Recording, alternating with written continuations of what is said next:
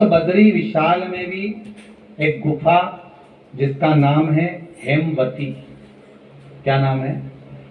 हेमवती। उस गुफा में एकादशी का जन्म स्थल है। बद्री विशाल में हेमवती गुफा जो 12 योजन अंदर प्रवेश करने जितनी, 12 योजन की गुफा के अंदर, हेमवती के अंदर एकादशी का प्रागट्य हुआ, एकादशी का जन्म हुआ।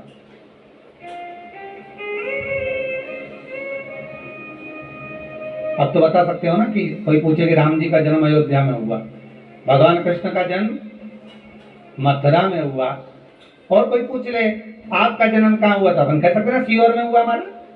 और आपसे कोई पूछे कहाँ हुए तो कहीं इंदौर में हुए कि देवास में हुए कि भोपाल में हुए कि मुंबई में हुए कि पूना में हुए, आपका तो बता दोगे। पर बच्चे आपसे पूछ ले मम्मी तू इतनी एकादशी का व्रत करती है, एकादशी का तू व्रत करती है, और सबको करा देती है कि बल्लभ कुल की एकादशी करो, भले बकरी जैसे चलो पर एकादशी करो, और सबको एकादशी कराया, तो कोई पूछ ले कि एकादशी का जन्म कहाँ हुआ था, तो आप कह सकते हो कि बद्री विशाल में, हेमावती में, बद्री विशाल के हेमवती गुफा के अंदर जो 12 योजन की गुफा है, उस गुफा में एकादशी का जन्म कब हुआ?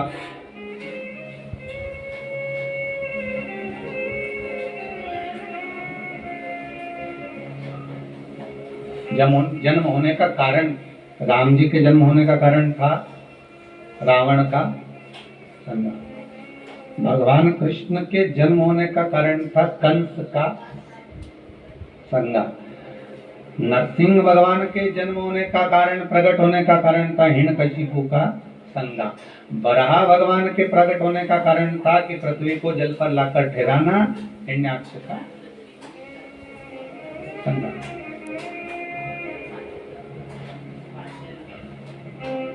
तो फिर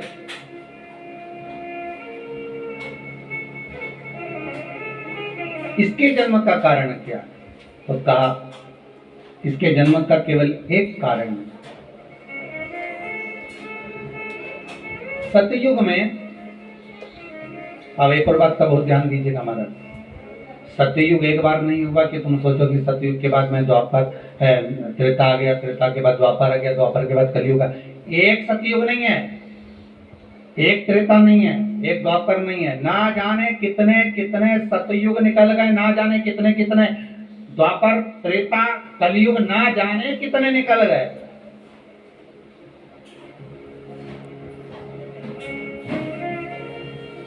और आप और हम जैसे भी इस पृथ्वी पर ना जाने कितने, अरे जम के तो बोलो, निकल गए। पृथ्वी वहीं की वहीं है, जिस मकान में रहते हो वो मकान भी वहीं की वहीं है, बस कभी कभी एकदम फ्लैट हो जाता है, फिर उस पर वापिस बन जाता है, फिर क्लीन, फिर बन गया, फिर क्लीन, फिर बन गया। ना जाने कितने कितने कितने कितने जन्म हम ले चुके हैं, और हमारे भी आगे जन्म कितने जन्म होते रहेंगे। जमीन वहीं की वहीं रह जाएगी और अपन चले, बस वो जगह वहीं रहेगी।